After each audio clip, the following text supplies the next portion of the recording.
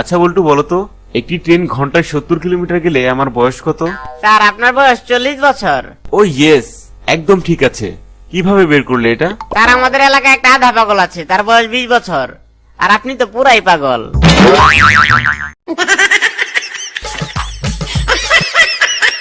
আচ্ছা বল্টু বলো তো, আমরা যেখানে দাঁড়িয়ে আছি এখান থেকে সূর্য বেশি দূরে নাকি আমেরিকা বেশি দূরে? স্যার আমেরিকা বেশি দূরে। কিভাবে?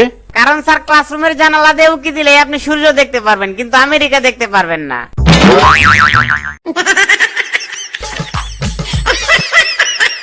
আচ্ছা এবার বলো তো, বিদ্যুৎ কার সম্পত্তি? স্যার বিদ্যুৎ আবার মামার সম্পত্তি। মামার বাড়ির আবদার পেয়েছিস? বিদ্যুৎ তোর মামার সম্পত্তি হলো কিভাবে? নেই স্যার, কারণ যখনই বিদ্যুৎ চলে যায় তখনই আমার বাবাই বলে শালার বিদ্যুৎ আবার চলে গেল।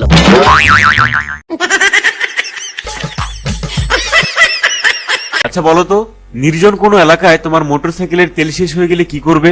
এটা তো খুবই সহজ স্যার, মোবাইল ফোন থেকে গ্রামীণ সিমটা বের করে চাকায় লাগিয়ে বলবো চলো বহুদূর।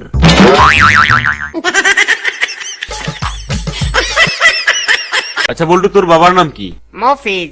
আরে বোকা, কারণ নামের আগে যে জনাব অথবা মিস্টার বসাতে হয় সেটা তুই জানিস না? আচ্ছা যাই হোক, সকালবেলা তুই কি দিয়ে ভাত খেয়ে এসেছিস? জনাব মাছ দিয়ে। কি বললি? খাবারের নামের আগে জনাব বলতে হয়, এটা তোকে কোন গাধা বলেছে? জনাব আপনি স্যার।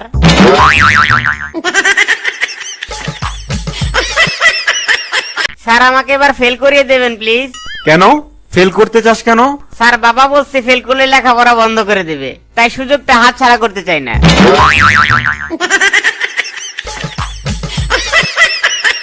আচ্ছা তুই 1 থেকে 100 পর্যন্ত গুনতে পারিস? না স্যার, আমি 10 পর্যন্ত পারি। গাধা কোথাকার, বড় হয়ে কি হবি তুই? স্যার বক্সিং এর রেফারি হব।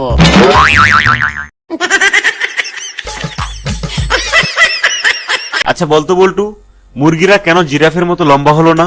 কারণ স্যার মুরগি যদি জিরাফের মতো লম্বা হইতো তাহলে মুরগির ডিম মাটিতে পড়ে ফটাস করে ভেঙে যাইতো।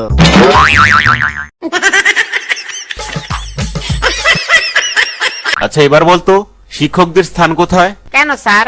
আমার পেছনে। বেয়াদব কোথাকার, শিক্ষকদের সম্মান করতে শেখনি? তোমার দ্বারা কিচ্ছু হবে না। কেন স্যার? আমার বাবা তো প্রায়ই বলেন যে তোর পেছনে এত মাস্টার লাগাইলাম তাও তুই পাস করতে পারলি না।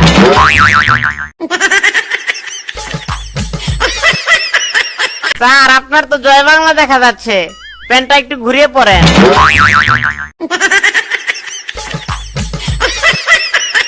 আচ্ছা এবার বলতো, ভালোবাসার আবিষ্কারক কে?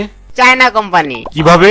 কারণ স্যার এর কোনো গ্যারান্টিও নাই, কোয়ালিটিও নাই, টিকলে সারা জীবন, না টিকলে 2 দিনও না।